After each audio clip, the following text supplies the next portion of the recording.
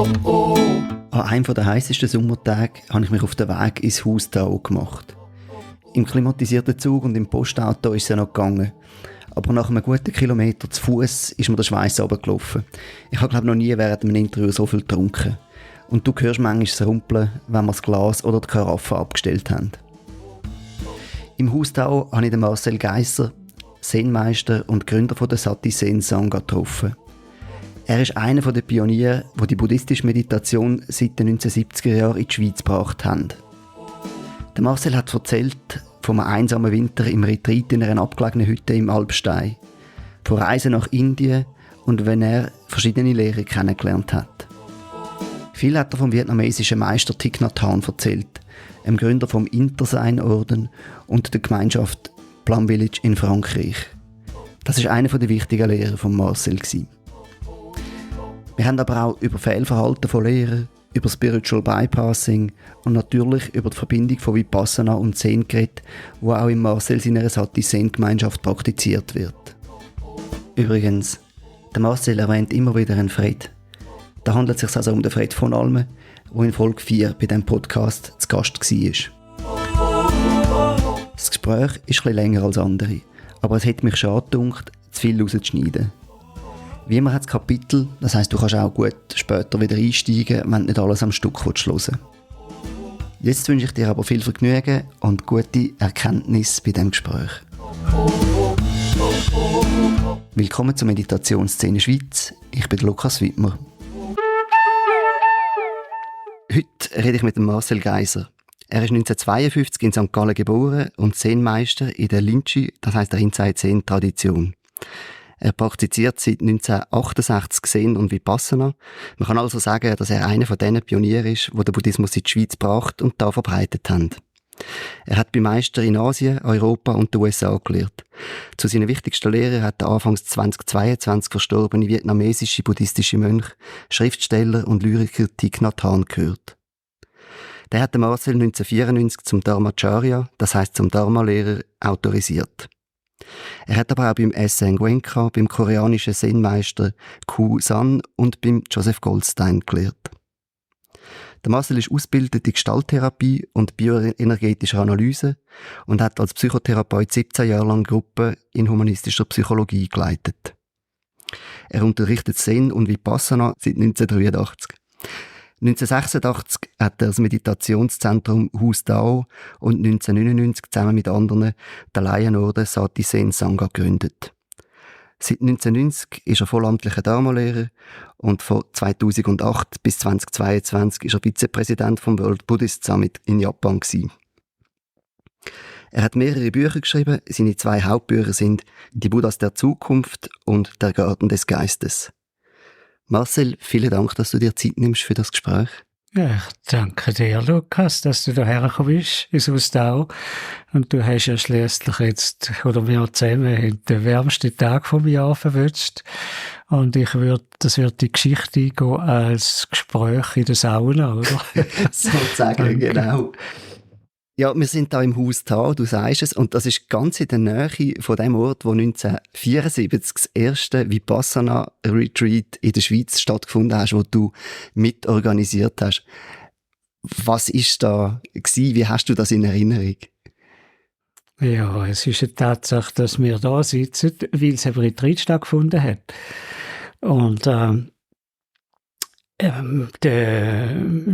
paar Leute aus Indien, die sind von Indien zurückgekommen.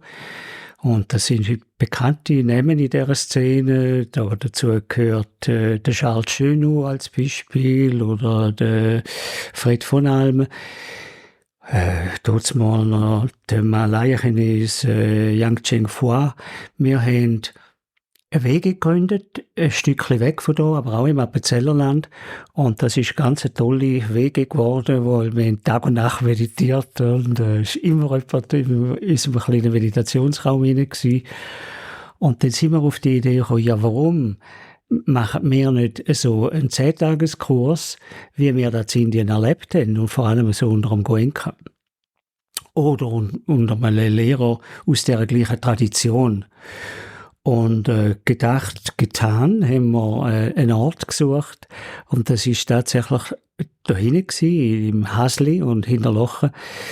Da habe ich einen Freund gehabt mit einem grossen Bauernhaus und der hat ein bisschen Geld gebraucht und wir sind alles so ein bisschen Althippies gewesen, oder? Und hat gesagt, mache doch das Retreat da, oder? Dann kommt etwas rein für mich. Und wir haben das Haus angeschaut. Ist sicher ein sehr grosses Doppelbauernhaus. Aber wo die Anmeldungen dann gekommen sind, wir haben 2 Lehrer ausgewählt, einen Mr. Hover aus der USA und auch Mr. Coleman, ursprünglich Engländer, aber auch in den USA. Beide in der Sayagyi Upakin-Tradition. Wo die Anmeldungen reingekommen sind, oder, sind sie immer mehr und mehr geworden, weil es eben der erste so Kurs war, nach unserem Wissen. Und da sind also Leute gekommen von Dänemark bis Südfrankreich und überall her. Und ich glaube, der Fred hat in seinem Interview das schon erwähnt, oder? Da sind wir, glaube ich, etwa zwischen 70 und 80 Personen gewesen. Und so sind wir dahinter. Bin ich das erste Mal in die Gegend gekommen. Ich komme, eben, wie du gesagt hast, aus St. Gallen. Nicht nur geboren, sondern auch aufgewachsen. Und das ist natürlich auch für die Leute unglaublich gewesen, dass wir haben in 2 10-Tages-Kurse aneinander gehängt. Und dass da so viele Leute in einem Haus irgendwie meditieren und leben und schlafen und überleben. Das ist also ein Unikum gewesen. Und die alten Leute von da hinten, die lachen heute noch darüber, oder, was da abgegangen ist. Oder? Und für uns ist das ein Startschuss gewesen, weil ja dann später auch andere Lehrer habe ich dann, aber nicht mehr da hinten, sondern irgendwo ein Schulferienhaus gemietet, zum Beispiel Ruth Dennison, für die habe ich etliche Kurse organisiert. Und ja, so ist das eigentlich losgegangen. Und ja, ganz natürlich irgendwie hat man es gewagt und die Ansprüche sind natürlich an einem ganz anderen Ort gewesen, wie heute Leute Ansprüche haben, wenn sie Retreat machen. Eben, es war dann relativ eng für die vielen Leute. Es war sehr eng gewesen, oder? Und ja, der eine Lehrer hat gesagt, es sei wahrscheinlich das strengste Retreat gewesen, das er je gemacht hat. Oder? Weil er so viele Interviews hat müssen geben, oder? Ja, ich glaube nicht. Es ist einfach auch für uns, es ist hart gewesen für die Leute. Es ist auch psychoemotional schwierig gewesen, miteinander so 20 Tage leben, oder? Und es ist auch eine Tradition, wo man recht lang sitzt und also man ist intensiv dran, oder? Ja, es gibt eben keine Gehmeditation, oder? Mhm. Als ich später Gehmeditation kennengelernt habe, habe ich gefunden, was für ein Relief, oder? Man kann endlich einmal noch meditieren lernen, außerhalb von Sitzen. Mhm. Und der Shift von, dass es noch anders auch geht, der hat mich noch das ganze Leben begleitet. Da kommen wir dann sicher noch drauf, wenn wir auch vom Thich Nhat Hanh reden. Gern. Vor 1974, also du bist eben 1952 geboren und ich habe auf deiner Website gesehen, dass du seit 1968 dich mit Buddhismus und auch Meditation beschäftigst. Ich habe, glaube ich, auch so mit 16 in der Schule Siddhartha gelesen, habe das auch spannend gefunden, aber irgendwie bin ich gleich noch nicht hängen geblieben in diesem Alter. Was hat bei dir so, was ist das gewesen, was Klick gemacht hat? Wie bist du zum Buddhismus gekommen? Ja, wenn Buddhisten keine Antwort haben, kommen sie immer mit dem Karma, oder? Und offenbar war das mein Karma gewesen. In meiner Umgebung habe ich gar nie so etwas gehört. Also gar nicht von Buddhismus, von Buddha, von Meditation, gar nicht. Aber ich hatte einen hochintelligenten Bruder gehabt, wesentlich älter. Und das kann so auf der emotionalen Ebene, ich habe das irgendwo einen Zusammenhang gehabt. Ich habe irgendwoher das Wort Meditation aufgeschnappt, aber ich habe nie herausgefunden, warum oder wo ist das passiert.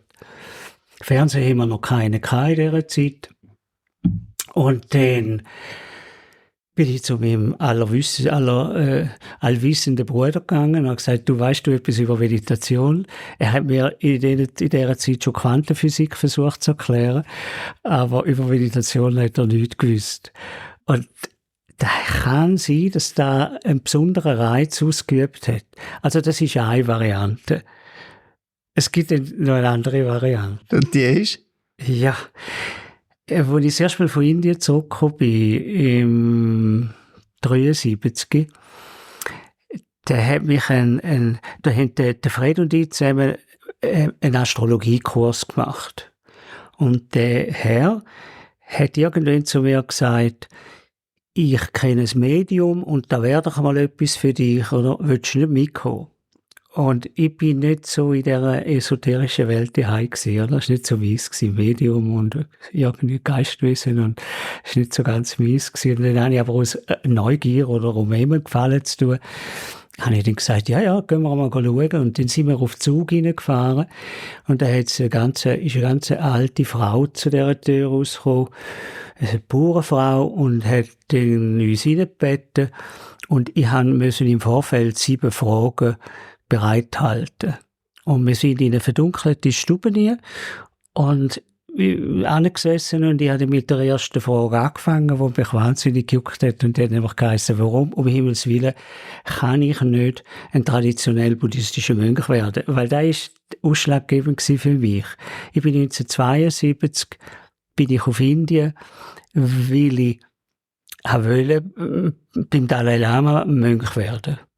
Und jedes Mal, wenn das passiert ist, und das ist nicht nur einmal passiert, das ist später, ich musste mal von Indien weg, weil ich kein Visum mehr hatte, und bin auf Hongkong und bin dort ins Kloster auf der Insel Lantau. Und das erste Chan-Kloster, das ich dann erlebt habe. Und auch dort haben sie mich gefragt, willst du nicht Mönch werden? Und ich habe jedes Mal einen Brief bekommen, wahrscheinlich über die Adresse von mir, also wo die Mutter diesen Leuten gegeben hat, weil ich habe vor dem in Rosenburg, bei Hamburg oben, hat es ein uraltes Meditationszentrum. Dort habe ich so 3 Wochen lang Retreats gemacht. Mit verschiedenen Lehrern. Und die Lehrer, das eine ist vom Arya Maitreya Mandala, der alte, verstorbene Dr. Gottmann, der das geleitet hat.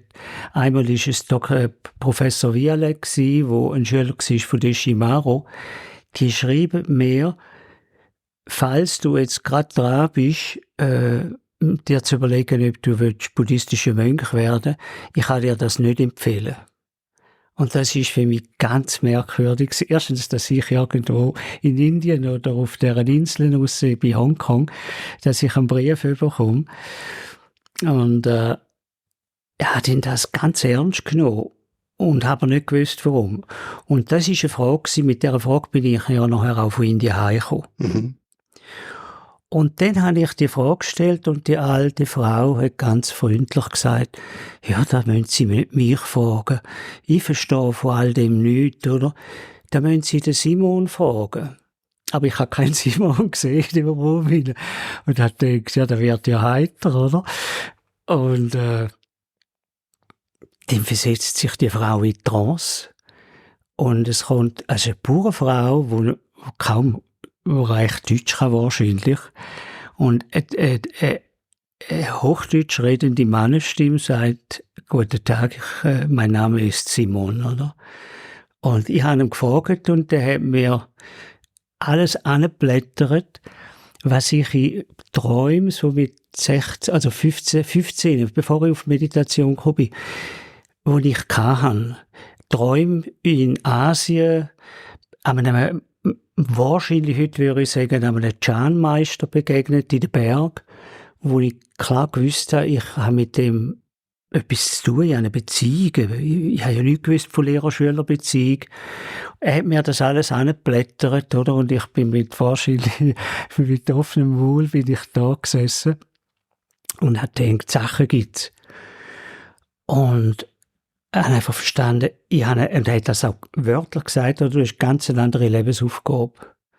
Du musst die emotionale Welt erfassen. Du hast nämlich zu viel meditiert, du hast so Versenkungsstufen gemacht, du hast deine Schüler vernachlässigt und das ist jetzt deine Aufgabe. Also das wäre alles auf vergangene Leben bezogen gewesen? Ja, das ist eindeutig auf vergangenes Leben. Und dann bin ich heim, oder? Mit dem, ja, die Buddhisten, die denken da irgendeine Inkarnation und vergangenes Leben, oder? Und das ist jetzt mir also schon nicht ganz so gehört gewesen. Gibt's denn da? Ist denn da so? Und wie geht denn da genau? Und dann später, viel später, habe ich wieder so einen Kurs gemacht, einen 10-Tages-Kurs mit Jack Cornfield. Und ja, wir sind auch fast ein bisschen Kollegen gewesen. Und dann ist er zu mir heimgekommen, da, wo ich jetzt wohne. Und weil wir halt miteinander normal geredet haben, hat er gesagt, ja, wie ist denn da für dich, glaubst du an Inkarnationen? Und ich habe zu ihm gesagt, lass, Jack, ich glaube, ich hätte alle Grund, um die Idee von Inkarnationen zu glauben. Aber so 1:1 ist es wahrscheinlich nicht. Sondern vielmehr, wir haben vielleicht mit bestimmten Energiefeldern, bestimmten Kulturen, bestimmten Menschen auch in der Vergangenheit haben wir zu tun heute, oder? Zum Beispiel sind wir vielleicht mehr nordische Menschen nie besonders nahe gewesen. Nicht, dass ich etwas jetzt gegen einen nordischen Menschen habe, der hat gar nichts mit dem zu tun.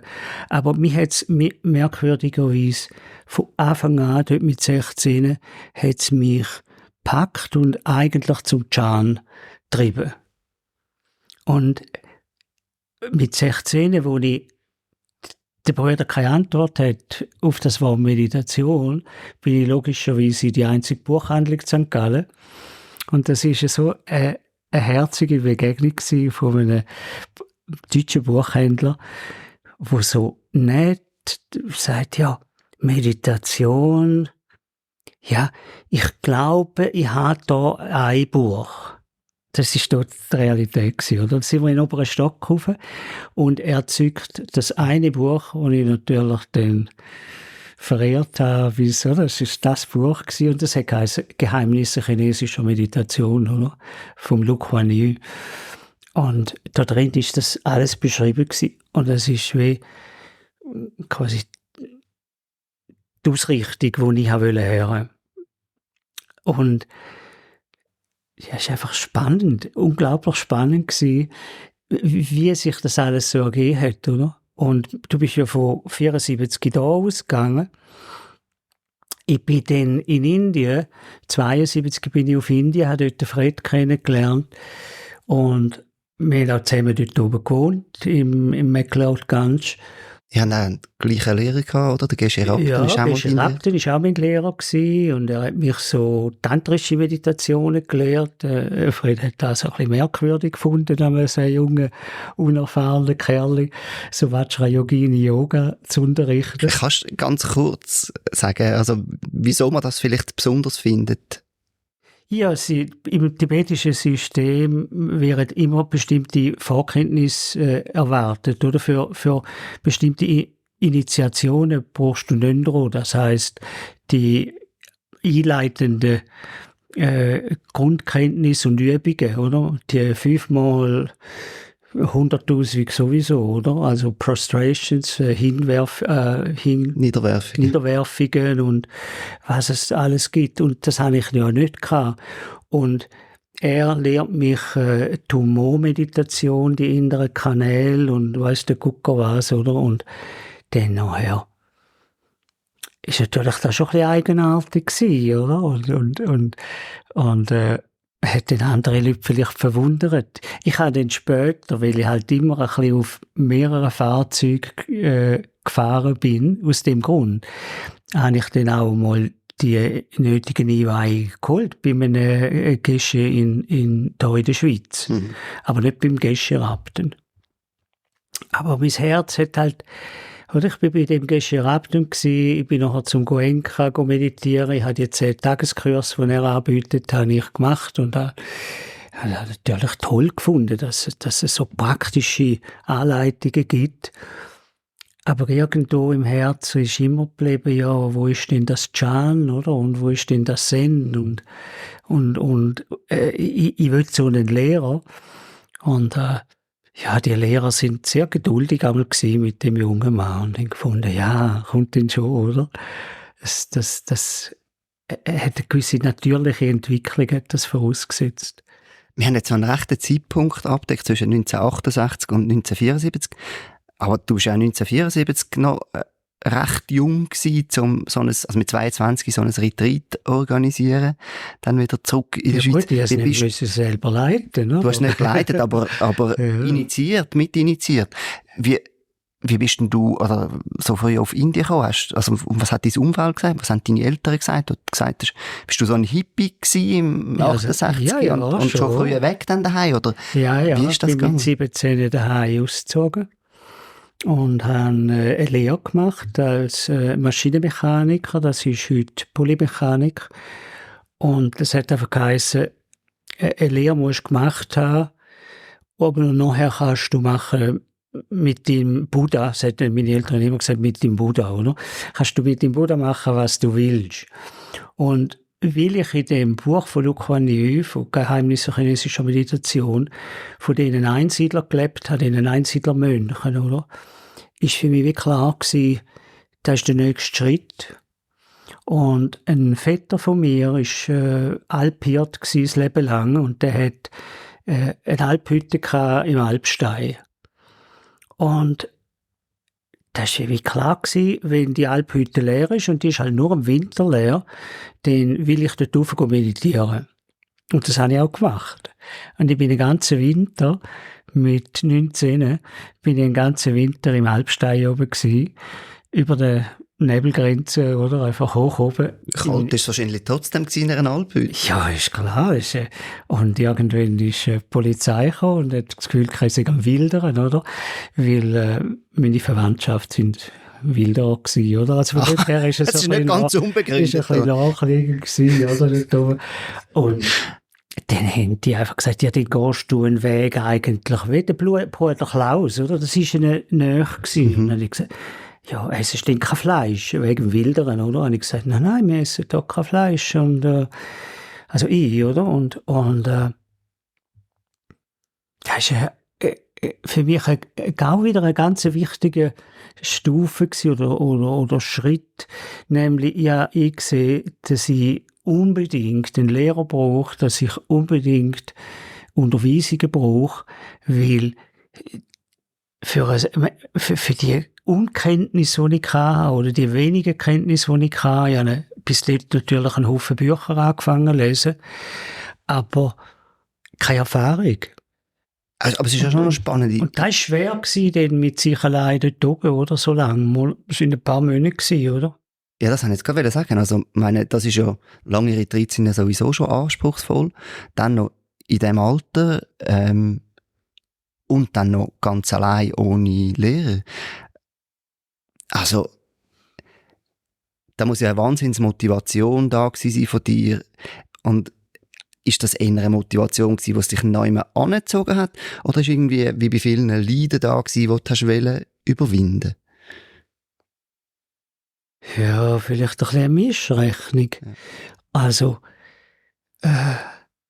ich habe mit 16 auch die erste Freundin gehabt. Und die hat gar nicht gern gesehen, dass ich mich mit so Sachen beschäftige. Habe ich später nachvollziehen, oder? Weil ich einfach, ich habe die Spannung natürlich gehabt zwischen Beziehungsleben und ihrem Mittenleben, oder? Oder Mönchsleben. Und das hat natürlich schon einen inneren Konflikt gegeben. Aber ich habe nicht den ganzen Tag unter dem gelitten, sondern das ist gleichzeitig die ungeheure Vision gsi, die ich eigentlich hatte. Ja, das kurz erwähnt, von Träumen, die ich schon mit 14, 15 hatte. Da war wie eine Vision von einem vollkommen anderen Leben. Und die Vision habe ich also mit allen Mitteln verfolgt. Und wenn du sagst, anders leben, also inwiefern anders? Ja, ich habe in einer Firma die Lehre gemacht mit 100 Männern. Und so ein bisschen Mentalität von der Arbeiterklasse, wo ich auch draus komme. Aber ich bin viel sensibel für das. Also, ich habe die Männerwelt nicht verstanden, ich habe sie teilweise auch verabscheut. Und das hat mir einen Eindruck gegeben, so wollte ich nicht erwachsen werden oder so wollte ich auch gar nicht später als Mann gelebt haben, oder? Und da gibt es eine andere Welt. Also es ist für mich völlig klar gewesen, es gibt, und wo ich das erste Mal in Rosenburg den Dr. Gottmann Avayavajra kennenlernen, habe ich das Gefühl, jetzt habe ich den ersten Mann kennengelernt, wo dem Bild von dem anderen entspricht. Und das hat mich angezogen. Also das andere ist nicht etwas Überweltliches in dem Sinn, sondern durchaus in der Welt. Ja, jein, das ist jetzt natürlich eine schwierige Frage, weil der Mönch ist ja per Definition eigentlich der nicht so ganz in der gesellschaftlichen Welt lebt. Der hat einen gewissen Rückzugsbereich und Rückzugscharakter, auch wenn er normal mit Menschen zu tun hat und so weiter, aber er lebt ja monos, oder? Allein. Auch wenn er in einer Gemeinschaft lebt dort jeder auch ein Stück weit allein für sich, oder? Und das hat mich schon magisch angezogen. Du hast gesagt, immer wenn du wieder ordinieren oder kurz davor gestanden bist, dann ist ein Brief gekommen von irgendjemandem, der gesagt hat, mach das nicht. Ich habe auf deiner Website auch gesehen, dass du 1974 dann mit einer Familie auf Indien gegangen bist. Das heisst, später. Oder später. Später, 75. Oder, ja. Also der Sohn, der Emanuel, der ist dann gerade ein Jahr alt gewesen. Und da haben wir auch einem Fred zu verdanken gehabt, oder? Der Fred ist für mich häufig ein bisschen eine Art älterer Bruder gewesen, mit allen Vor- und Nachteilen, die ältere Brüder so haben. Aber der Fred ist 9 Jahre älter als ich, oder? Und hat einmal auch gute Ratschläge können geben, weil er ein bisschen vorausgegangen ist, oder? Und hat dann uns als junges Ehepaar und Eltern von dem Kind hat er gesagt, wieso schaffst du jetzt wie verrückt, oder? Nachdem wir nämlich aus dieser Wege raus bin, wo die anderen meditiert haben, oder? Jetzt ist das Kind so klein, jetzt könnte er doch da packen und reisen. Und dann habe ich meine Frau gefragt, ja, was haltest du davon? Und sie ist natürlich aufgesprungen vor Freude und hat gefunden, wow, komm, da machen wir. Es ist ein VW-Bus gekauft und mit Sack und Pack und Kind auf Indien gefahren wieder, oder? Das war die Zeit, wo wir noch durch Afghanistan und so auf Indien kamen. Ja. Und was habe ich dort gemacht? Kaum bin ich in Indien angekommen, habe ich schon wieder einen Monatsretreat gemacht, oder? Also, ich bin natürlich nicht gerade ein super Vater gewesen, so gesehen, oder? Weil das einfach, die andere Seite hat einfach immer gezogen, oder? Mhm. Und du hast dann bei verschiedenen Lehrern gelehrt. Was sind so die prägenden Begegnungen gewesen, die du dann gehabt hast? Du hast es auch eingangs gesagt, du hast eigentlich ein bisschen alle Stile gemacht. Der Geshe Rabten, Tibetisch, der S. Goenka, burmesisches Vipassana. Und dann bist du auf Chan gekommen, also oder koreanische... Nein, es ist ein bisschen verworrener gewesen, oder? Also mit dem Tibetischen kann ich mich nicht brüsten, oder? Weil das ist eine kurze Zeit gewesen, wieder intensiv, aber das hat mich nie wirklich gepackt. Ich habe auch den Eindruck gehabt, dass es entweder, wenn man von dem ausgeht, was ich in Darmstadt erlebt habe, nämlich die Gelugpa-Tradition, ist das sehr intellektuell auch dort hergekommen. Und so die Leute wie Stephen Batchelor ist dieser Zeit Mönch dort, oder der Alexander Berzin ist dort in dieser Zeit der Übersetzer vom Dalai Lama, oder einer von den Übersetzer, der hat das Berzin Archives, das ist sehr bekannt.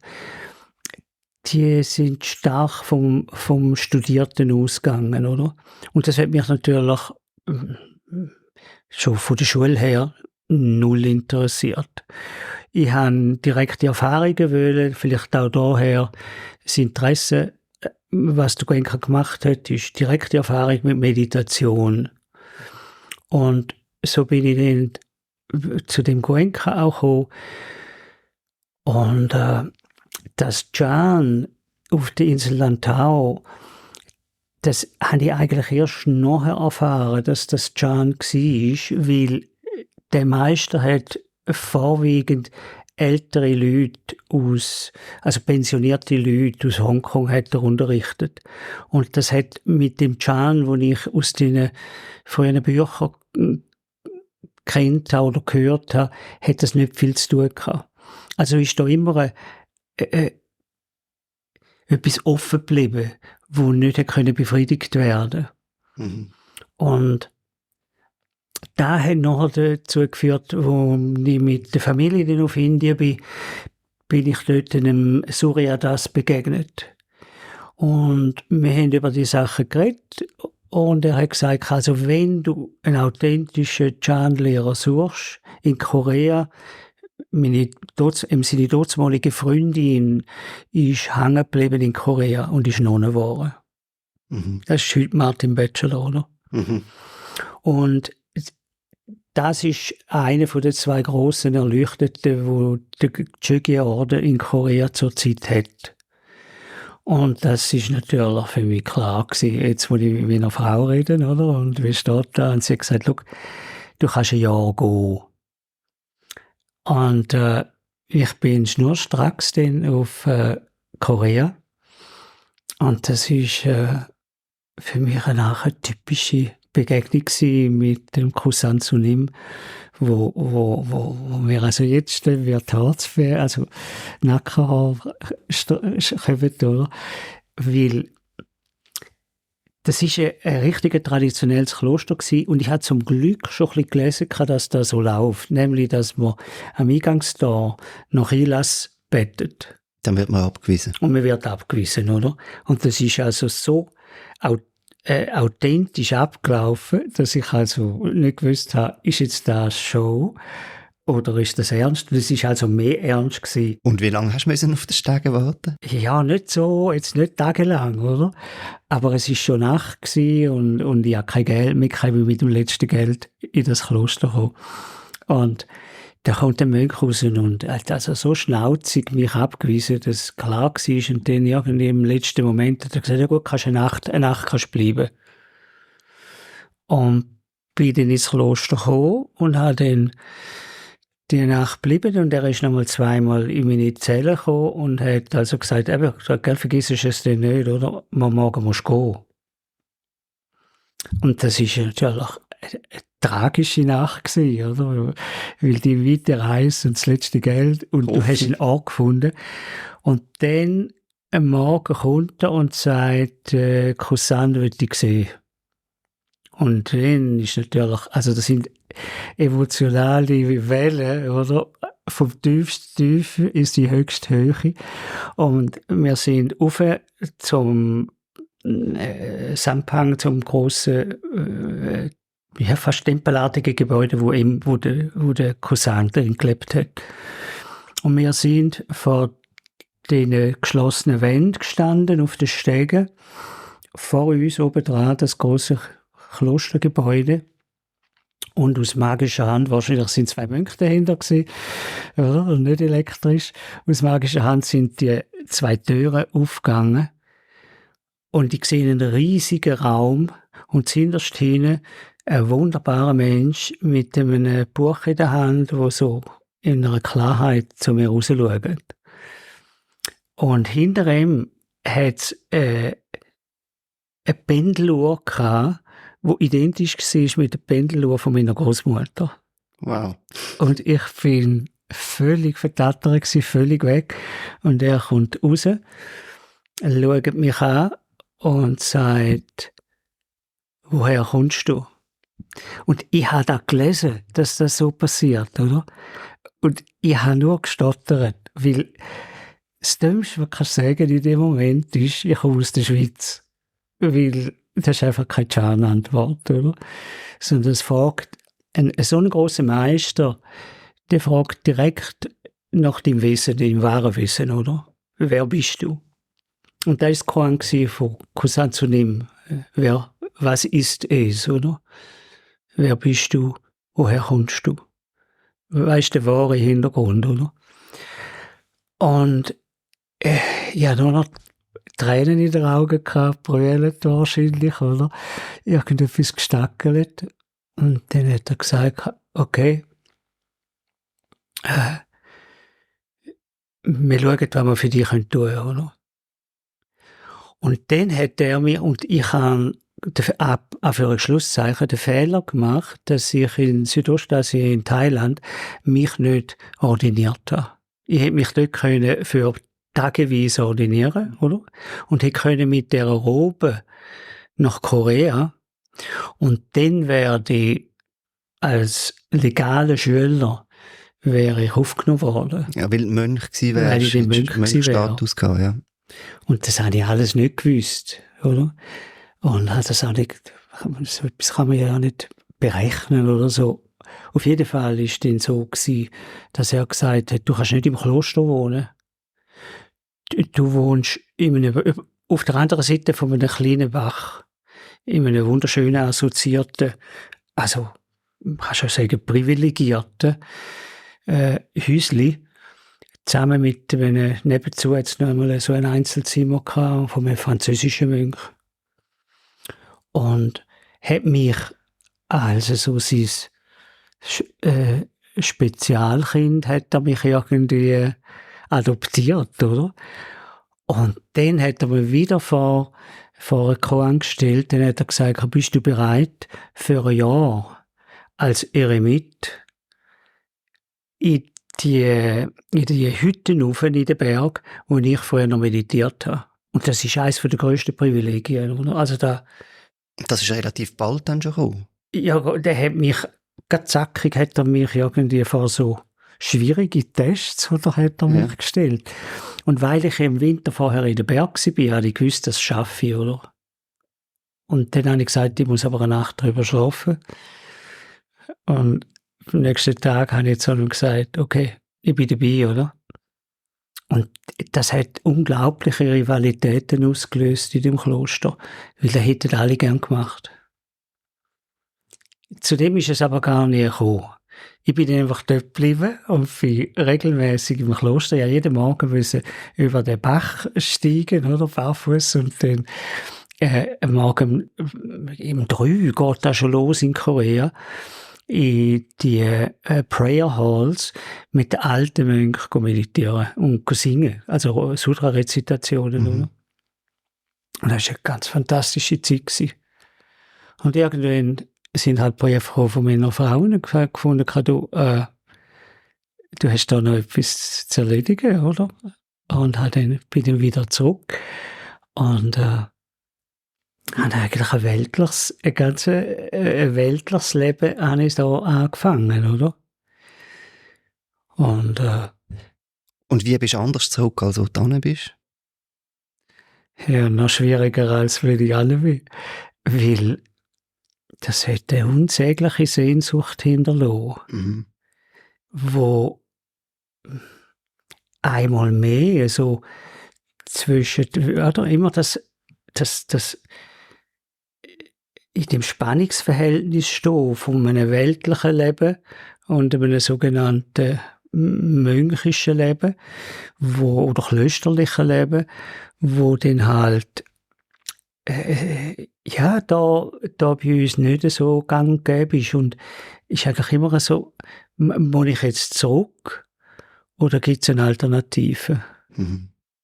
Und jetzt hörst du vielleicht schon ein bisschen daraus raus, wo dann daher führt, oder? Also es hat eindeutig zu einer Symbiose geführt, letztlich. Mhm. Aber halt nicht so schnell. Also das ist nicht einfach machbar, oder? Auch da hat der Fred wieder eine grosse Rolle gespielt. Er ist plötzlich gekommen mit dieser wahnsinnig tollen Idee, wir machen jetzt so Psychotherapiegruppen.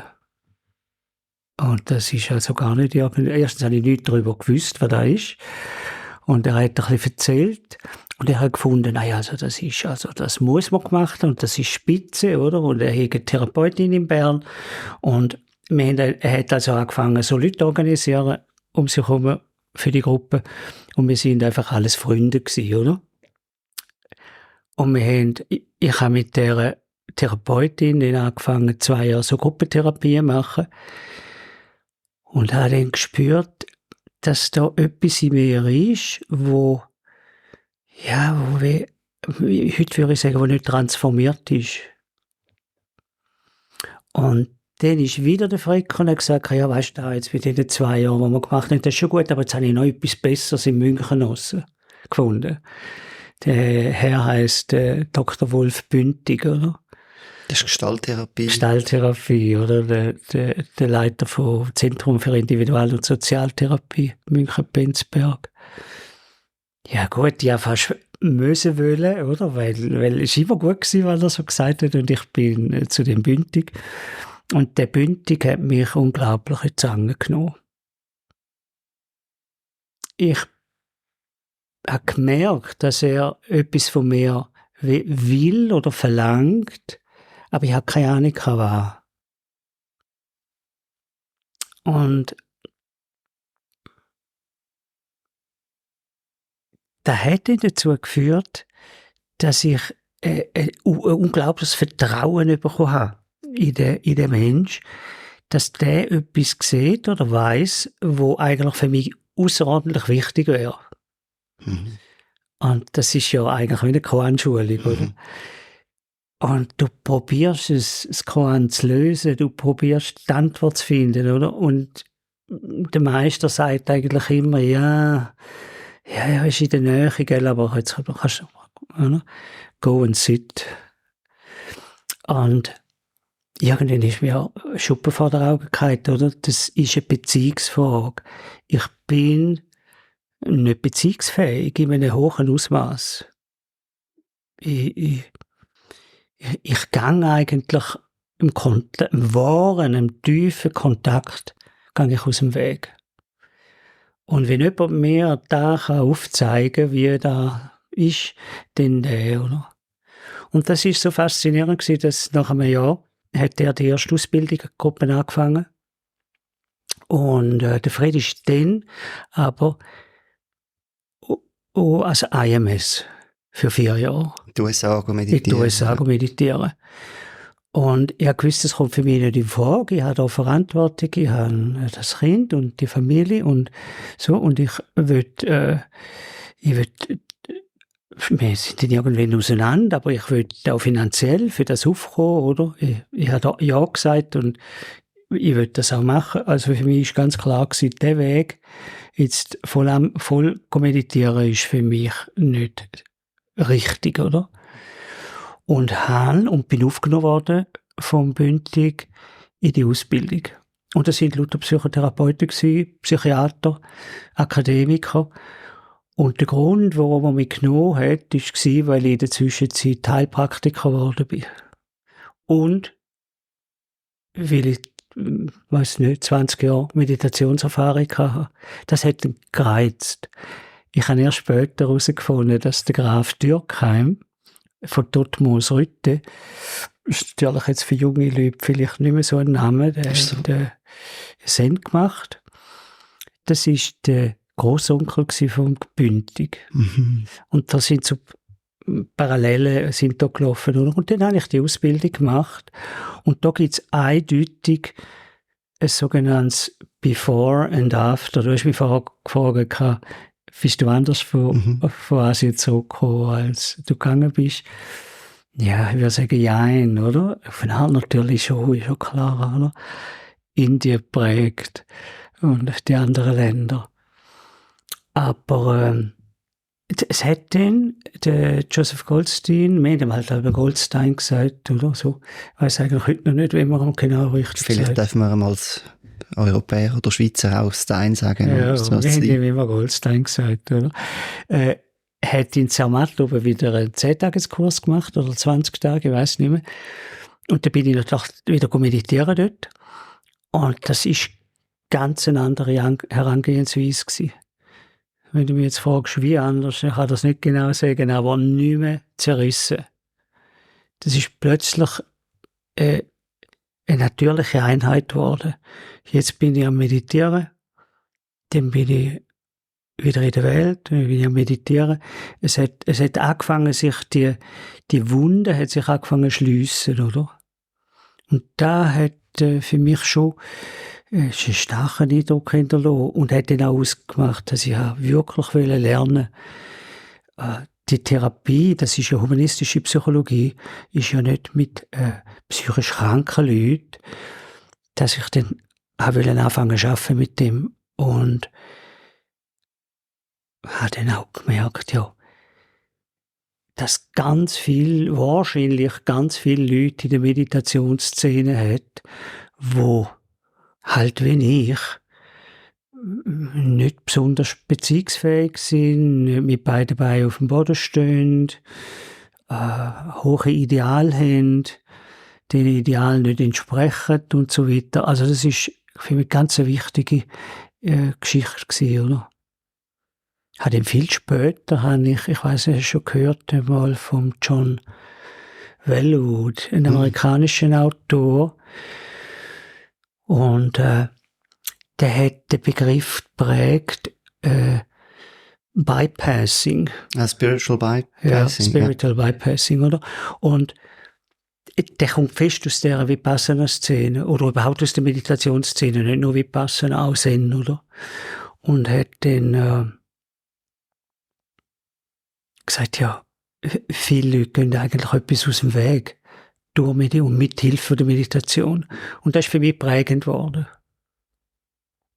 Vergessen habe ich in diesen Erläuterungen, dass ich eines Tages noch auf Japan bin und dort Omori Sogen kennengelernt habe. Das ist ein Samurai, ein Schwertmeister, der Mönch geworden ist später. Er hat eigentlich nach dem Zweiten Weltkrieg zu den Leuten gehört, die sich auch nach dem Zweiten Weltkrieg umbringen wollen. Also zu den nationalistischen, traditionellen Japaner und halt Samurai-Familie und Schwertmeister. Er ist so gut gewesen in der Schwertkunst, dass er ein sogenanntes National Treasure geworden ist, also ein nationaler Schatz, oder? Und viel im Fernsehen gekommen ist, aber ein grosses Kloster hatte. Und Omori Sogen ist natürlich schon auch für mich so ein Vorbild gewesen, aber ist für mich nicht mehr so die emotionale Nähe gewesen, wie zum Beispiel Kusan das für mich bedeutet hat, oder? Und ich habe angefangen, die Unterschiede zu spüren, dass du von jemandem lernen kannst, aber vielleicht gar nicht so, ja, ich sage es jetzt auch wieder mit dem komischen Namen, karmisch verwoben bist, oder? Mhm. Und habe so gespürt, ich suche, wenn ich je wieder einen Lehrer will, dann suche ich jemanden wie den Kusan. Mhm. So, das ist so der Schlenker noch nach Japan. Und ich habe mit verschiedenen japanischen Lehrern, Sasaki Roshi, der eine ungute Berühmtheit erlangt hat durch seine Missbrauchsgeschichten in Amerika.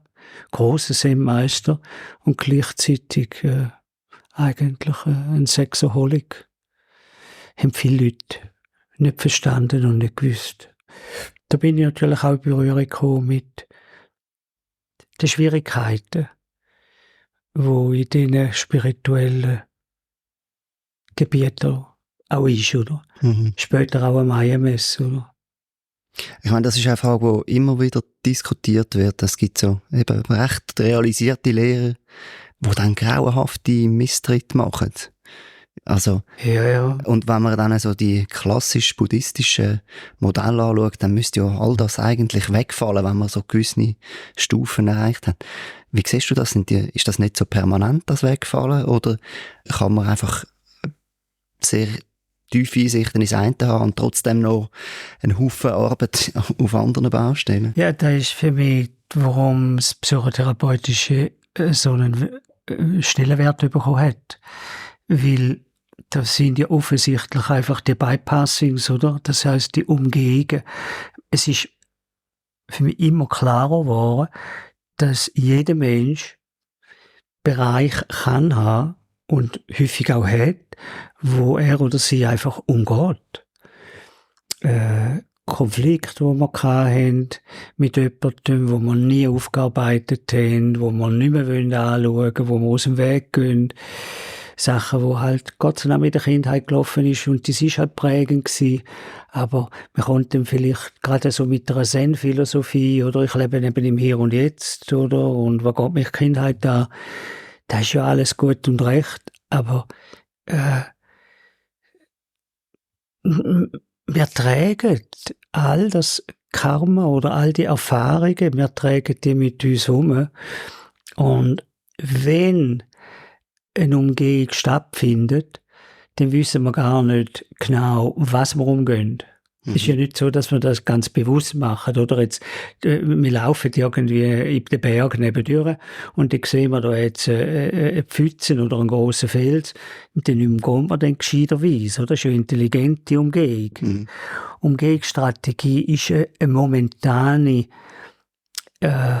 Konfliktbewältigung und die ist per se nicht schlecht, weil es ist dumm, über jeden Fels müssen überklettern, wenn man eigentlich durch eine einfache Umgehung umgehen könnte. Aber wenn das mit gewissen psychoemotionalen Bereichen passiert, dann ist das unter Umständen verheerend, weil man einfach es ist ein bisschen wie wenn man einen Korkzapfen nimmt und unter das Wasser drückt, oder? Solange man ihn festhebt, bleibt er ja unten. Aber wenn man nur für einen Moment die Kontrolle verliert, dann schwappt er wieder rauf an die Oberfläche. Also es kommt wieder führen. Und es kommt bei diesen Meistern offenbar Sachen führen, die problematisch sind. Was mich wundernimmt, ist, wenn du sagst, manchmal ist es eine gute Strategie, so einen Fels zu umgehen. Die Felsen sind, zum Teil ist einem nicht bewusst, welche Felsen dass man umgeht. Aber wie macht man es dann, dass man die richtigen Felsen quasi probiert abzupickeln und eben nicht umgeht? Also in meinem Leben ist es immer so gewesen, dass mir andere darauf aufmerksam gemacht haben. Ich habe ja vorher erzählt von der ersten Gruppentherapie, wo auch der Fred dabei war und so, und alle die Leute, die ich hier kennt habe. Da haben die mir am Sonntag, wo es fertig war, vorgehalten. Meine Frau war übrigens auch dort dabei gewesen, dass ich mit meiner Frau ganz komisch umgehe. So. Also, das ist heute etwas, was man nicht mehr so sagen würde, aber dort haben sie gesagt, du bist wie ein Moslem, du gehst irgendwie 5 Schritte voran und sie muss hinter dir herlaufen. Mir ist das alles nicht bewusst gewesen, oder? Und da finde ich es interessant, ja, dass häufig im Leben eine Lehrerin, ein Lehrer einfach ganz eine wichtige Rolle spielt. Der kann ein Freund sein, aber der muss ein echt guter Freund sein. Nämlich nicht einer, der unser Freund ist oder unsere Freundin ist, weil sie uns immer toll findet, sondern wo wir es vertragen, dass er oder sie sagt, hey du, hast du schon gemerkt das? Oder? Und auf uns auf etwas aufmerksam machen, wo wir uns anscheinend gar nicht, auf etwas, wo wir nicht sehen. Und das ist ja auch die Rolle vom Therapeut. Er sagt es dir ja nicht direkt, sondern er lässt dich finden. Er begleitet dich oder sie, dass du da anfängst zu sehen. Und dann ist die Therapie erfolgreich, oder? Aber wenn natürlich es durchziehst und sagst, also dort ist nichts, oder? Du irrst dich, ja, das ist wahrscheinlich dein eigenes Problem, dann hörst du Therapie gescheiter auf, oder? Und ein spiritueller Lehrer hat ja ähnliche Arbeit zu machen. Auch wenn du jetzt eine Koanarbeit machst, wie sie vielleicht im typischen japanischen Zen, wenigstens im Rinzai ist, dann nachher sagt dir der Lehrer die Antwort nicht, sondern gibt dir allerhöchstens mal ein bisschen eine Idee, ja, wo eher da findest, wo du suchst, oder? Und nicht, er tut dir nicht absichtlich nebenan locken, wo du möglichst nichts findest. Und die Begleitung von anderen, die ist einfach wichtig, oder? Ich gehe auch zum Arzt, weil ich sage, schau, ich habe da einen Nerv, wo nicht, der tut mir weh, aber ich weiß nicht genau, was ist. Könntest du mal genauer schauen, oder? Und er fängt nicht an, genauer zu schauen, sondern er fängt dich an ausfragen. Er fragt dir, spürst du es immer? Spürst du es vor allem nachts? Spürst du es, wenn du schaffst? Spürst du es, oder? Oder hat es etwas mit dem Essen zu tun? Hat es etwas mit dem zu tun? Und das ist das gemeinsame Finden von dem, was umgange ich da? Und vielleicht ist das ganz sinnvoll so, vielleicht ist das gut, vielleicht ist das ein grosser, eigentlich auch ein Verlust von mehr Klarheit im Leben, mehr Lebensnähe. Ich habe in der Meditation habe ich häufig, jetzt habe ich es ein bisschen wieder los, weil es einfach auch Worte nützen sich ab, aber ich habe häufig von Intimität geredet, weil unsere Sinneswahrnehmung ich kann ganz intim sein oder wahnsinnig abgrenzt, oder? Und es ist in der buddhistischen Praxis gar nicht einfach. Eigentlich, wenn wir uns auf die einen Seite nicht zu fest identifizieren und verwursteln und damit irgendwo unser Ego noch erweitern. Das ist so die eine Variante. Und gleichzeitig aber bietet es die Gelegenheit, mit dem Leben noch viel, viel näher in Kontakt zu kommen. Ohne sich darin zu verlieren. Mhm. Und das finde ich unglaublich spannende Bereich, wo wir entdecken können, oder? Und da sind für mich in bestimmten Gebieten sind für mich Grenzen fließend von psychotherapeutischer, emotionalen Arbeit und spiritueller Arbeit. Mhm. Wenn wir bei der Lehrer-Schüler-Beziehung sind, oder wie wichtig das ein Lehrer ist, du hast dann den Thich Nhat Hanh kennengelernt und bist Schüler von ihm geworden. Wie war die Begegnung und wie hast du ihn erlebt? Er war einer der ganz grossen Meister gewesen. Ja, ich bin dort das 3. Jahr hintereinander am 3-Monats-Retreat in Barre, Massachusetts, am IMS, beim Joseph Goldstein. Und wir haben so über die Lehrer und über mein Weitergehen haben wir geredet, oder? Und er hat mir gesagt, er könnte eine Empfehlung mir schreiben oder machen für U Pandita. Das war ein burmesischer Lehrer gewesen, ziemlich härter, radikaler und so. Und wir haben viele Vorlesungen gehört, aber aus Büchern vom Thich Nhat Hanh, die ich nicht kennt habe in dieser Zeit. Und dann habe ich so von meinem geistigen Auge so die 2 Lehrer versucht zu sehen. Und relativ schnell ist mir klar gewesen, der Weg, wo der U Pandita geht, den kenne ich. Ich bin selber ein radikaler Typ gewesen, oder? Und das hat mir keinen Eindruck oder keine Angst gemacht, das habe ich gekannt. Und ich bin auch so durchs IMS, oder? Also ich habe irgendwie noch 3,5 Stunden geschlafen pro Nacht, für alle 3 Monate. Und den Rest habe ich nur in Slow Motion gesessen und Gehmeditation gemacht. Und der Joseph hat alle Freude an Werk gehabt. Aber für mich ist alles normal. Das ist jetzt nicht so eine besondere Leistung, oder? Weil ich bin halt vom Temperament her so, oder? Mhm. Aber wenn ich so mir geistig den Thich Nhat Hanh vorgestellt habe und so, dann habe ich sagen, ja, also, da ist mir irgendwie fremd. Das ist ganz interessant, dass du das sagst, weil mir geht es eigentlich genau gleich immer, wenn ich jemanden sehe, der in dieser Community ist. Ich finde, die Leute haben so etwas in den Augen und so, sind wahnsinnig inspirierend. Und wenn ich nachher irgendwie einen Film sehe, wie es praktizieren, dann denke ich so, aber es ist mir recht fremd. Ja. Also es war mir auch so gewesen. Und ich dachte, ja, und so. Aber dann bin ich auf jeden Fall auf Plum Village. Ich jetzt das ist in Frankreich? Das ist Südfrankreich, Bordeaux, oder? Ist das Plum Village? Und ich bin vorher noch im tibetischen Zentrum oder Kloster schnell noch vorbei, weil es halt am Weg liegt. Und die Gäste sind irgendwie dermaßen reserviert gewesen und sind so von außen rumgehängt.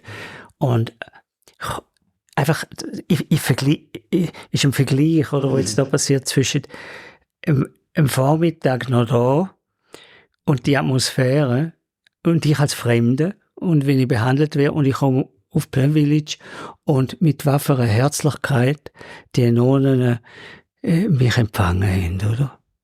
Also es ist, also so etwas habe ich jetzt in meiner Lebenswelt noch nie habe ich erlebt in Asien oder irgendwo, oder eben bei den Tibetern. Bist du dann angemeldet gewesen? Haben sie sich erwartet, oder bist du dort mehr oder weniger überraschend auftaucht? Ich bin einmal dort vorbeigefahren und mal schauen, oder? Was ist denn da für ein Laden, oder? Und, ist so freundlich, so Herz, oder? Und sie haben ja nicht gewusst, wer ich bin und dass ich einen guten Hintergrund ja hat oder irgend so etwas. Und einen Namen habe ich ja in dem Sinn sowieso keinen gehabt, irgendwie in der Szene. Ja, gut. Und dann der Thich Nhat Hanh, ja, ich muss sagen, ja, weisst du, und dann die Sachen, oder? Dann, bevor man Gehmeditation geht, steht man draussen auf dem Kiesplatz in einen Kreis und Händchen heben und singt ein Liedli und so. Das ist halt mir sowas von fremd, oder? Und ist dann bald einmal das Wort Kindergarten auftaucht, oder? Bei mir, im Kopf. Ich dachte, ja, aber gleichzeitig irgendwie, da, was er sagt, ist also schon sehr eindrücklich, oder? Aber so ein bisschen Allgemeinplätze und dies und jenes, oder? Und dann habe ich gedacht, ja, vielleicht solltest du nicht allzu schnell jetzt ein Urteil fällen. Jetzt gibst du dem Ganzen ein bisschen Zeit. Bin dann dort 3 Wochen gewesen. Und habe vor allem dann auch noch mit den paar Nonnen, sind 2, eine hat dort mal Sister Gina geheißen, die heisst jetzt anders, und Sister Annabelle, die heisst sicher auch anders. Annabelle ist, glaube ich, im Ayap in Deutschland. Sind mittlerweile wahrscheinlich alte Damen. Und beide auf ihre Art super drauf, oder? Die eine war vorher im Tibetischen, Sister Annabelle, die andere in Japan, Zen-Nonne. Und beide super drauf, oder? Und also wir können etwas bieten, so im Bereich von Verständnis von der Lehrheit und einfach gerne mit denen mich unterhalten. Und ich denke, wenn die da sind, dann muss ja schon irgendetwas, wo da schon noch drin ist. Es wären so Leute nicht rum, oder? Und dann, nach diesen 3 Wochen, hat es geheißen, er sei an einem Kongress in Tutzing, in der evangelischen Universität, glaube ich, etwas ist dort. Und habe ich gedacht, ja, wenn das so nahe ist, da gehe ich natürlich an. Jetzt gehe ich mal unter einer anderen Umgebung den anschauen. Und wir sind dort, ich weiss nicht warum, wir sind uns sofort ganz nahe gekommen, im Sinne von privat. Und ich habe ihn in einer ganz anderen Art kennengelernt, als vorher halt so in seinen lieblichen Vorträgen und so weiter. Also, wirklich ein Meister. Da hat es eine Begegnung gegeben, im Gang von dieser Uni, wo ein Student kommt, stehen bleibt vor dem Thich Nhat Hanh und sagt, Sie, darf ich Sie etwas fragen? Ja, darf ich schon. Sind Sie ein Mönch? Und der Thich Nhat Hanh sagt, nein, und läuft weiter. Gut, ich neben dem, oder? Gehen wir also aufs Zimmer zu ihm. Ja, das hat mir keine Ruhe mehr, oder? Also wenn da mein Meister, mein Lehrer soll werden, und der lügt so brühwarm die Leute an, also das liegt gar nicht drin, oder? Da hatte ich Frechheit gehabt und gesagt, du, was hätte das da aussen, oder? Ich meine, also, dass ich ein Mönch bin, sieht man ja, oder? Hat ja oben auch, oder? Aber so ein Mönch, wie er meint, ich sei, bin ich sicher nicht. Point, oder? Dann denkt, ja, das ist jetzt auch eine Sicht, oder? Also, er hat einfach eine Art, wo im Privaten bei mir, und ich habe gemerkt, der redet aus dieser anderen Wirklichkeit raus, als aus der Wirklichkeit von der Lehrheit, oder? Der hat die Dimension, hat er so nahe, das ist für ihn so allgegenwärtig, dass er das immer zur Hand hat, oder? Und das habe ich viel, viel erlebt mit dem.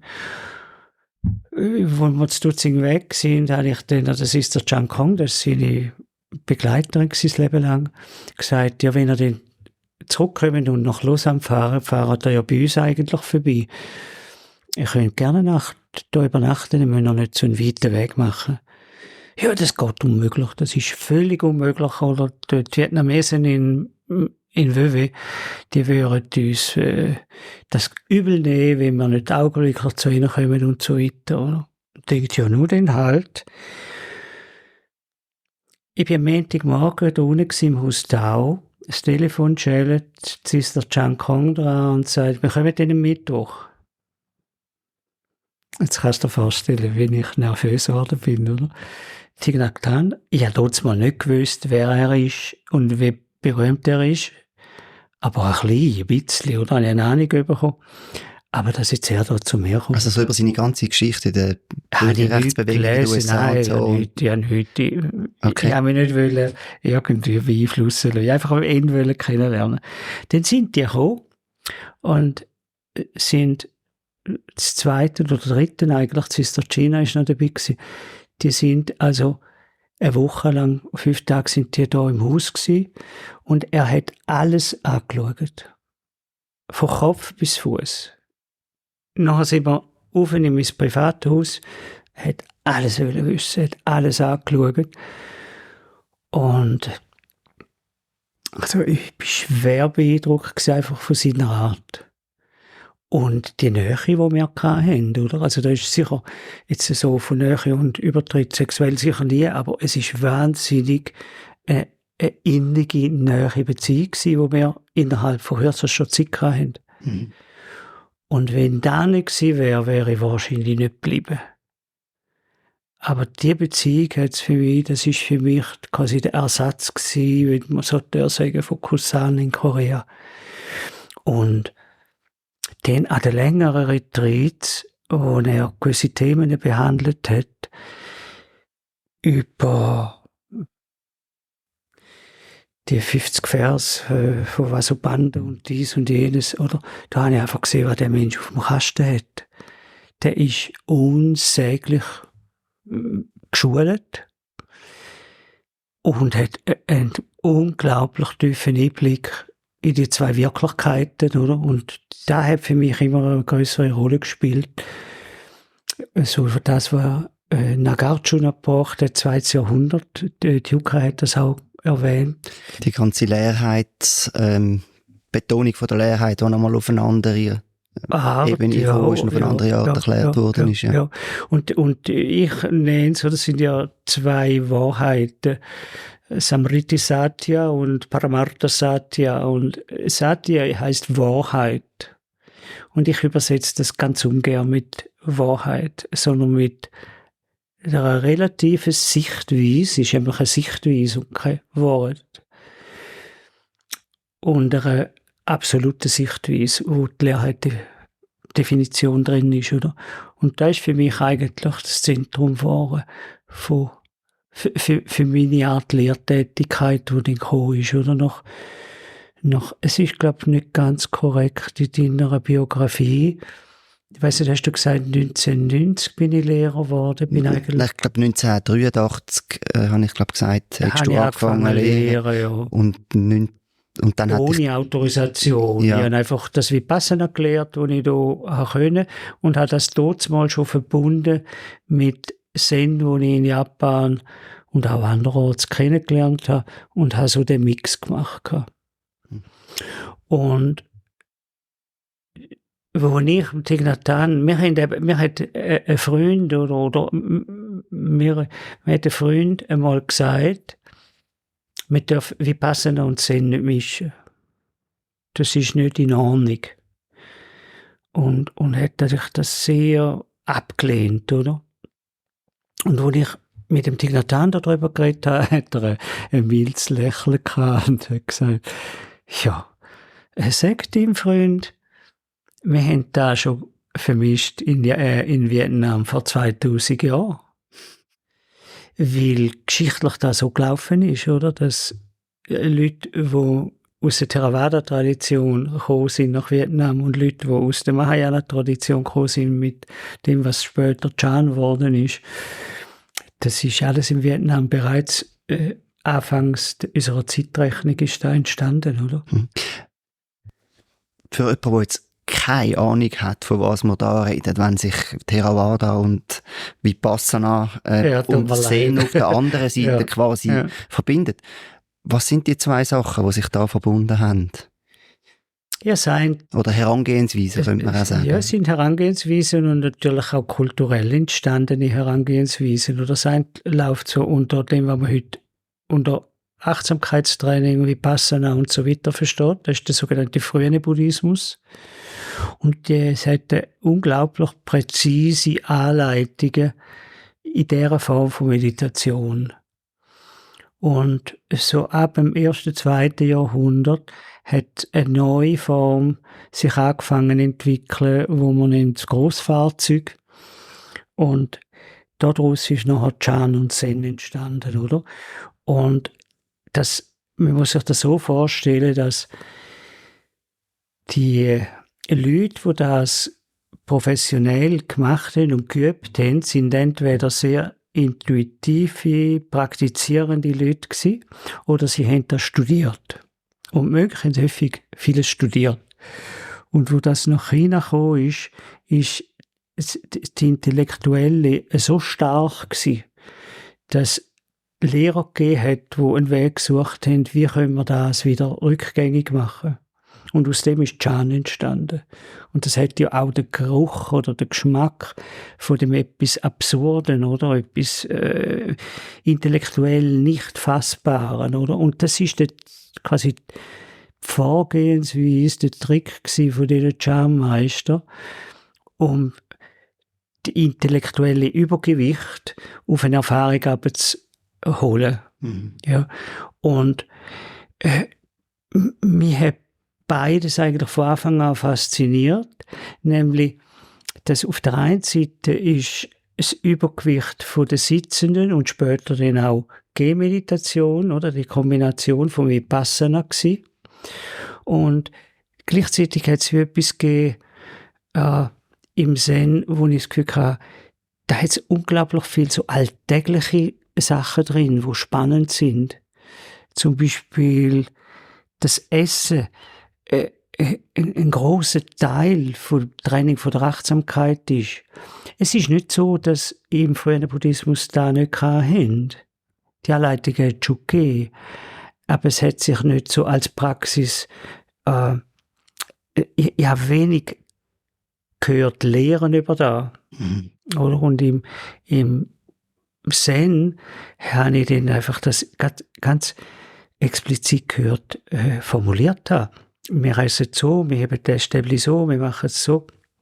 Wir sind uns dessen bewusst und haben für mich einen unglaublich guten Übergang gegeben für das, was ich Alltag nenne. Der Thich Nhat Hanh hat die Tradition, die er drin ist, der vietnamesische Zen. Das hat eben die beide Verbindung gemacht zwischen diesen beiden Richtungen. Ja, er hat manchmal sogar gesagt, die haben das Vipassana ins Zen zurückgebracht. Und das hat etwas. Man kann die beiden Traditionen kann man heute fast nicht mehr vergleichen, teilweise, oder? Fast nicht mehr vergleichen mit dem, was ich noch kennengelernt habe vor 30 Jahren. Also, heute gibt es so viele Zen-Lehrende, wo die Elemente übernommen haben vom Thich Nhat Hanh, wo man eigentlich unter Vipassana läuft. Und für mich ist das wie ein natürlicher Vorgang gewesen. Ich habe da gelernt, im frühen Buddhismus, und ich habe viel Vipassana gemacht. Vielleicht sogar faktisch mehr Vipassana als im Zen-Kloster. Ich habe aber auch im Zen-Kloster gelernt von verschiedenen Lehrern. Und komme an einen Ort her, bei Thich Nhat Hanh, wo beides schon zusammen gelehrt wird. Und das ist natürlich ein Heimkommen gewesen, oder? Habe ich gewusst, ja, jetzt muss ich eigentlich nicht mehr suchen. Da ist ein Meister und eine ganze Community, wo die beiden Sachen zusammenbringen, auch wenn es mit Sachen verbunden werden, die mich jetzt halt nicht wahnsinnig interessiert hat. Zum Beispiel letztens im Film geschaut, wo es auch klassische Musik spielt. Und das sind Sachen, die ich halt so alles zusammen nicht kenne. Und eben das Sangha hat ein riesiges Gewicht, aber in einer Art und Weise, wo mich eben zu dem etwas nicht gerade sehr netten Ausdruck gebracht hat von Kindergarten. Das ist es natürlich für die einen Leute vielleicht, oder? Und für andere gar nicht. Es ist auch ein sehr herzliches Miteinander, wo im spirituellen Bereich häufig auch fehlt. Mhm. Ja, der Umgang in Zen-Communities ist eher rauer. So habe ich es erlebt. Und das Zusammenbringen von diesen beiden ist für mich einfach immer ein riesen Wunsch gewesen. Und wo ich dann aber auch gesehen habe, oder 1992 ist Thich Nhat Hanh sehr krank geworden. 1994, kurz nach meiner Autorisation, habe ich bemerkt, dass er die monastische Sangha wiederum betont. Also in einer Grössenordnung betont, wo ich es früher noch nie gehört habe. Mhm. Und ich habe den Eindruck bekommen, er bereitet etwas vor, wo vorwiegend das Weiterleben von der monastischen Sangha angeht. Auf verschiedensten Ebenen. Und ich habe gewusst, dass ich das dort ja nicht will. Mhm. Und auch dort ist es zum 3. Mal passiert, dass mir ein Lehrer gesagt hat, ich soll doch jetzt Mönch werden. Und der Thich Nhat Hanh hat also nett gesagt, you become a monk. Und dann habe ich zu ihm gesagt, Thai, Lehrer, ich glaube, das ist keine gute Idee.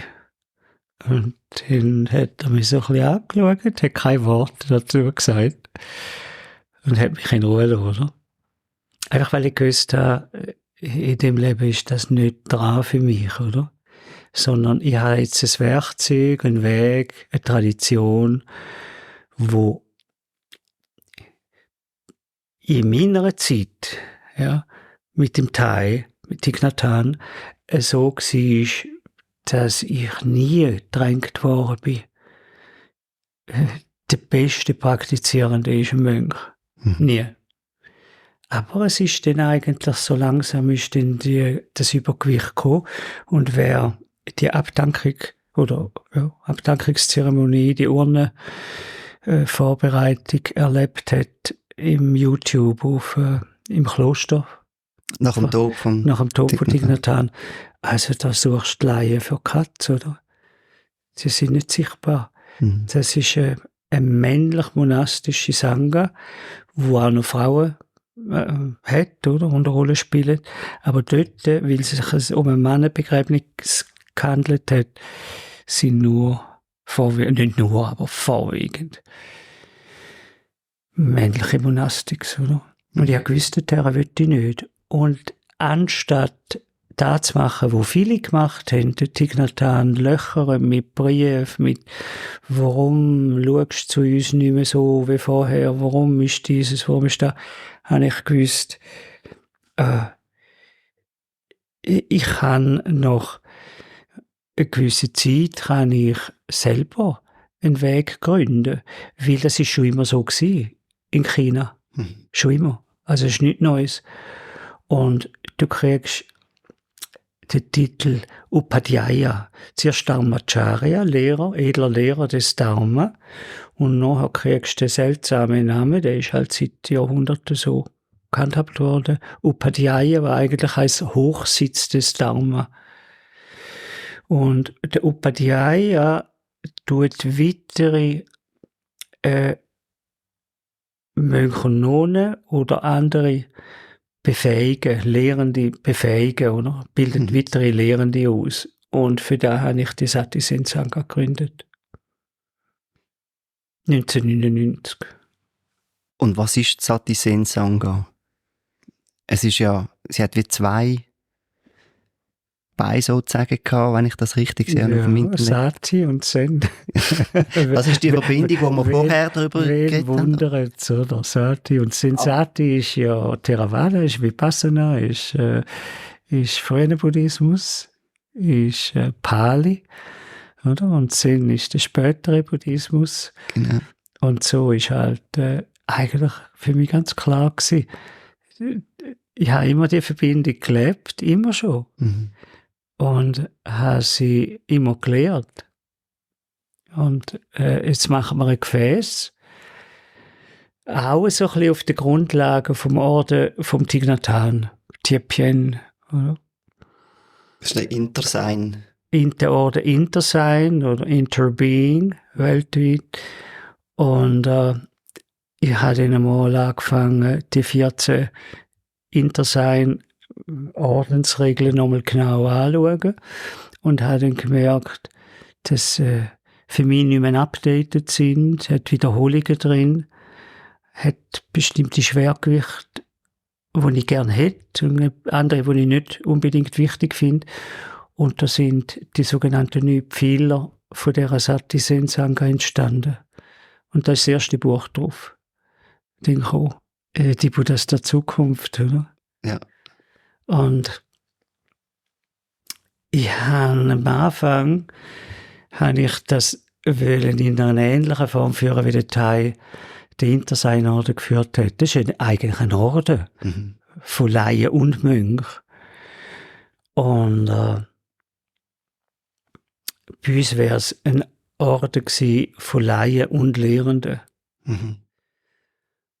Und mit der Zeit habe ich gemerkt, dass das so, ja, von den anderen Leuten, die dem Orden gewesen sind, oder dazu beitreten sind, gar nicht so gesehen wird, sondern als mehr so eine Gemeinschaft. Mhm. Und dann habe ich immer mehr gefunden, wir haben Leute drin, die eigentlich in dem Orden sind, aber selten da. Und da kommt mir also, ich bin katholisch aufgewachsen, so ein bisschen, oder? Nicht so wahnsinnig fromm, aber ich bin katholisch aufgewachsen und habe dann später mich mit der Kirche auseinandergesetzt und habe müssen sagen, ja, sie besteht ja vorwiegend aus nur halbwegs gläubigen Leuten. Also die Leute, die echt glauben, die musst du immer wieder suchen, oder? Und nicht einfach dazugehören. Und die Papiertiger, das ist ja nicht so mies, oder?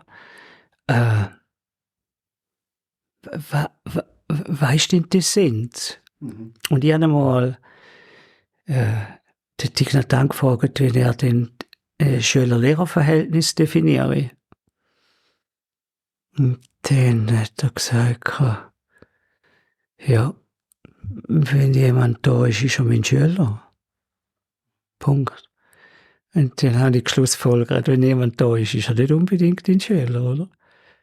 Also, du kannst mit jemandem nicht so tief arbeiten, wenn er irgendwie, das hast du ihn schon 5 Jahre nicht mehr gesehen und er lebt irgendwo in Neuseeland. Das ist also doch relativ schwierig, oder? Und dann habe ich es erst vor ein paar Jahren es neu definiert und habe gesagt, Sati-Sensanga bildet sich immer wieder neu durch die Anwesenden, die so praktizieren, wie wir praktizieren. Und das ist unsere Sati-Sensanga. Über was wir jetzt gar nicht geredet haben, wo ja noch vor der Gründung von der Sati-Sensanga war, ist die Gründung vom Haus Tao im 86. In dem Haus, wo wir jetzt sind. Das ist ja auch wahrscheinlich noch ein rechter Schritt gewesen, zu sagen, also meine Gründung von einer Sangha, da übernimmst du auch eine gewisse Verantwortung, oder? Du gründest etwas, ein Haus neu zu haben, um eine Gemeinschaft zu haben, ist ja auch so etwas, da hast du sogar, da bist du noch fest an einem Fleck Erde. Wie ist es zu dem gekommen?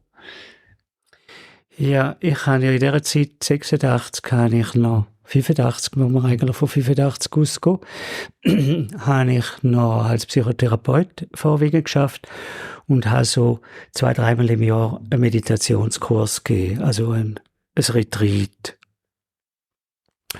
Und den habe ich aber nicht wollen, in die psychotherapeutische Gruppe Buddhismus hineinbringen und Meditation.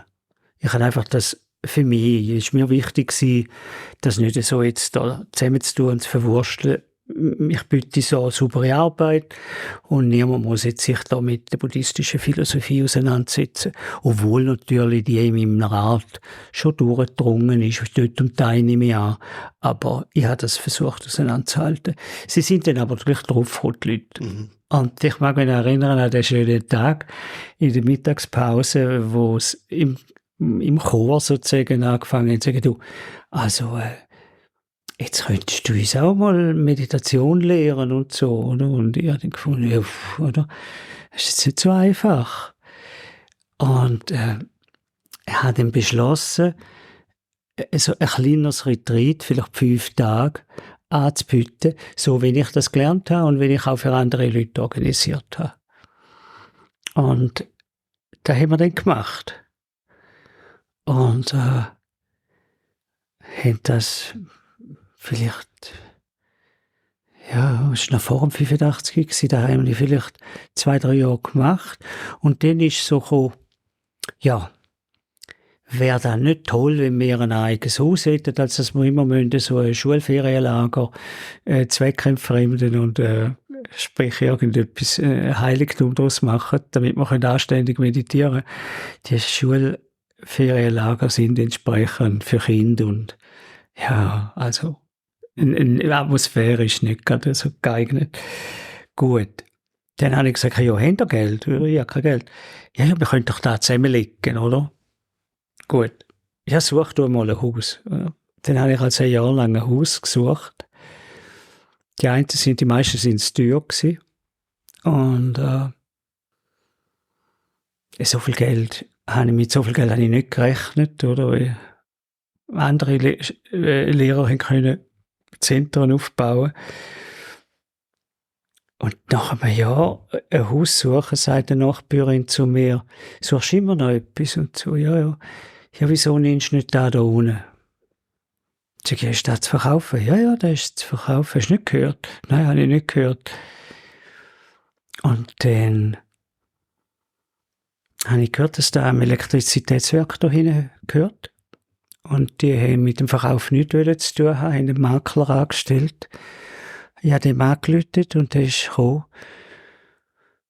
und konnte in einem schneeweißen Mercedes und schneeweißen Kleidung, Goldkettchen, Goldarmbanduhr, direkt irgendwie vom Niederdorf oder so etwas, oder? Also wie ich so hinten eine nicht vorstellbare Person. Und ich habe gedacht, ich sage ihm einfach, was ich will. Und ich habe ihm gesagt, ich bin Buddhist und ich will ein Meditationszentrum machen. Dann schaut mich der an und sagt, das ist jetzt interessant. Das finde ich einmal etwas anderes. Herr Geisser, ich verspreche Ihnen, Sie haben das Haus. Und ist dann mit dem Honorar runter, also mit dem Verkaufspreis runter. Und ist verschwunden von der Bildfläche, ja. Und hat mir das Haus verkauft. So. Nur ist es halt eine Bruchbude gewesen, oder? Und dann haben wir viele Jahre daran gearbeitet, bis wir überhaupt die ersten Kurse machen. Und dann haben da viele Kurse, die heute eigene Zentren sind, stattgefunden. Der Fred hat da Kurse gegeben, ein paar Jahre. Der Tiradammo, das ist der ehemalige Abt von Kandersteg, Kloster Kandersteg.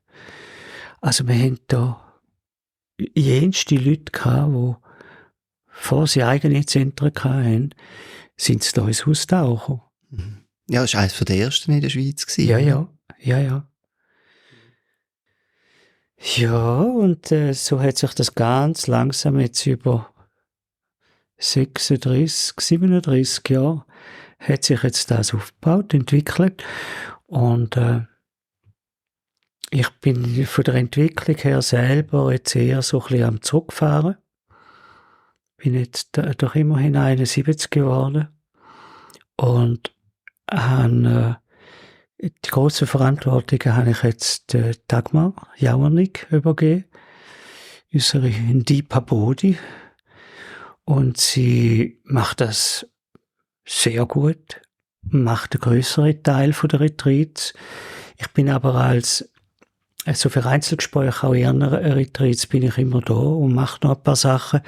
Aber ja, ich finde es wichtig, dass man auch Sachen dann wieder loslassen. Das gehört so zu meiner Einstellung. Mhm. Wenn du jetzt so zurückschaust auf deinen Weg, in verschiedene Traditionen hineingesehen, selber eine Linie begründet, was sind so deine grössten Erkenntnisse? Ja, als ich jung war, mit 19, ist meine Einbildung grösser als meine Weisheit. Aber nicht nur, ich hatte eine Art Erleuchtungserlebnis schon mit 19.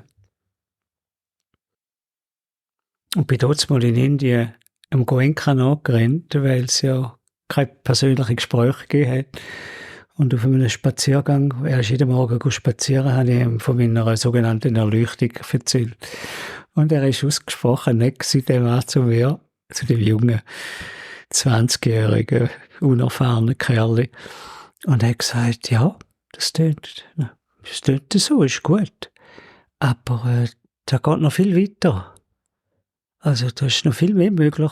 Aber er hat mir nicht belächelt und nicht mich abgemacht oder nicht gesagt, das ist Quatsch gewesen, das ist eine Illusion. Und das ist für mich so eine Erkenntnis für mich selber und eine Erkenntnis für meine Leute, die ich begleite, oder? Wir haben ein Potenzial und wenn wir das nutzen, ist enorm viel möglich. Es braucht uns auch. Also nur Glauben, nur Vertrauen, nur warten, bis Manna vom Himmel fällt. Das ist nie mein Weg gewesen. Und ich bin auch nicht in eine reiche Familie geboren, im Gegenteil, sehr ärmlich. Ich musste meinen Beitrag leisten, grosse, enorme Einsatz geben. Auf einen Weg, aber man muss es ein bisschen interpretieren, ist von Bai Chang, das war ein grosser Chan-Meister, ein wichtiger, ein Tag ohne Arbeit, ein Tag ohne Essen, oder? Das war für mich mein Leben gewesen. Heisst jetzt aber nicht, dass ich nicht kann einmal auf der faulen Haut hocken und relaxen und also ja, dranbleiben, einfach Kontinuität. Und auch diese Botschaft habe ich von der Ruth Dennissen bekommen, wo mir gesagt hat, an einer Retreat, wo ich glaube sogar auch organisiert habe für sie, hat sie gesagt, Marcel, Continuity is the key to success. Bleib dran. Das bringt's, oder? Nicht kurzzeitig, oder? Himmelhoch jauchzen und die Erfahrung machen mit den Leuten. Je begeistert durch die Leute hierher kommen, desto schneller verschwindet es wieder. Also die Ausdauer, der Virya-Ausdauer, die braucht es einfach. Und die ist nicht, für mich, seit ich die Gnatan kennengelernt habe, ist das nicht mehr Verbisses. Also das hat eine Feinheit und fast Gemütlichkeit hat das bekommen, die ich früher noch nicht gekannt habe, oder? Und es gibt verschiedene Wege. Also wenn wir nicht meinen, ja, das Gefühl im Zen oder im harten Vipassana oder so, es müsse jetzt so laufen, oder? Bei Goenka hatte ich irgendwann mal das Gefühl gehabt, der macht aus uns Helden, oder? Die gelübden Stunden und durchbeissen, ja, das tut einem mal gut, oder? Also ich will jetzt nicht sagen, das Militär tut einem jungen Mann oder jungen Frau gut, ich weiss nicht, ich bin nie gegangen, ich bin Dienstverweigerer, aber ja, mal durchbeissen ist sicher gut, aber ich will es nicht als ein Gesamtlebenskonzept haben, oder? Es geht auch anders. Mhm. Und da habe ich manchmal interessante Gespräche mit Kollegen Zen-Meister, die noch auf dem Trip sind. Ja, wie kannst du so lehren, oder? Das funktioniert doch nicht. Mhm. Ich sage, es funktioniert. Wunderbar. Auch mit Blick auf die Uhr, wenn Zuhörerinnen und Zuhörer mehr über dich erfahren wollen, wo findet man Informationen? Ja, heute hat man, ich glaube, ich bin einer der Ersten gewesen, der selber eine Webseite entwickelt hat. Alle buddhistischen Freunde da haben gefunden, so etwas, da bringt doch gar nichts, oder? Aber ich hatte immer Spass gehabt an der Technik, so im begrenzten Rahmen, oder? Und dann, wir haben eine Webseite und wir haben eine sehr ungewöhnliche, weil nicht moderne. Wir machen jetzt gerade eine neue, weil wir müssen, wegen der Firma. Aber ich wollte die gleich etwas traditionelle Webseite wieder machen, weil das ist unsere Corporate Identity. Wir wollen nicht shiny, oder? Ja, Sustau ist wie es ist 300 Jahre alt, ist schön, ist super, vor allem seit Dagmar so einen Einsatz gibt, oder? Aber wir sind einfach und das ist ein Markenzeichen, oder? Und wir haben ein Studium, das wir anbieten, das theoretisch 3 Jahre geht und da wird der Buddhismus ist in einer auch geschichtlichen Abfolge bis auf heute, oder, wird er in all diesen verschiedenen Traditionen und Ländern wird er behandelt, aus verschiedenen Perspektiven, hat aber immer ein Vorwort und ein Nachwort von mir, wo ich alles sehr kritisch durchleuchte. Nicht böse, nicht zerfleischend, das bin ich nicht, da habe ich nicht kein Interesse, aber ich bin bei vielem sehr, sehr kritisch, wo ich wage, Sachen in Frage zu stellen. Und das läuft schon 10 Jahre und die Leute sind also durchwegs begeistert, da einen Hintergrund überzukommen, wo sie offenbar nicht immer überall überkommen. Also Website, dort der Kurs, das ist ein Online-Kurs, oder? Das ist ein Fernkurs, ja. Bücher hast du natürlich geschrieben, ich habe die am Anfang erwähnt, die findet man auf deiner Website. Das ist alles. Haben wir noch sonst etwas? Habe ich noch etwas vergessen? Ja, wir haben ein paar regionale Meditationsgruppen, aber das ist jetzt nicht dort, wo man uns kennenlernt, spezifisch am besten. Wir kommen mal da hin und für alle, die das wollen, das Haus ist halt klein, wir haben wenig Platz, wir können nicht wie grosse Zentren 50 oder noch mehr Leute aufnehmen. Platz für 18 bis 20 Personen ist halt nach so vielen Jahren ist es halt bekannt in gewissen Kreisen. Es ist ganz schnell voll. Aber was wir auch entdecken, ist, dass es eine unglaubliche Fluktuation gibt. Einfach anfragen, probieren. Und wir geben uns sehr Mühe. Also es ist für uns wichtig, solange wir da noch haben, und da haben wir vielleicht nicht ewig das Haus, solange wir da noch haben, wollen wir gerne die Lehre auf gute Art und Weise weitergeben. Marcel, ich danke dir ganz herzlich, dass du Zeit genommen hast für das Gespräch. Ja, dir auch. Du bist ein wunderbares Gegenüber und ja, ich hoffe, wir sehen uns nicht das letzte Mal. Danke dir. Ja, und was hast du aus dem Gespräch mitgenommen? Das oder auch sonst Anregungen oder Gäste, die du gerne hören würdest, kannst du mir gerne schicken. Kontaktmöglichkeiten findest du auf www.meditationsszene.ch. Und wie immer, wenn es dir gefallen hat, dann like doch den Podcast in deiner App und empfehle deinen Freundinnen und Freunden weiter. Das war Meditationsszene Schweiz, ein Podcast von Lukas Wittmer. Eine gute Zeit und bis zum nächsten Mal.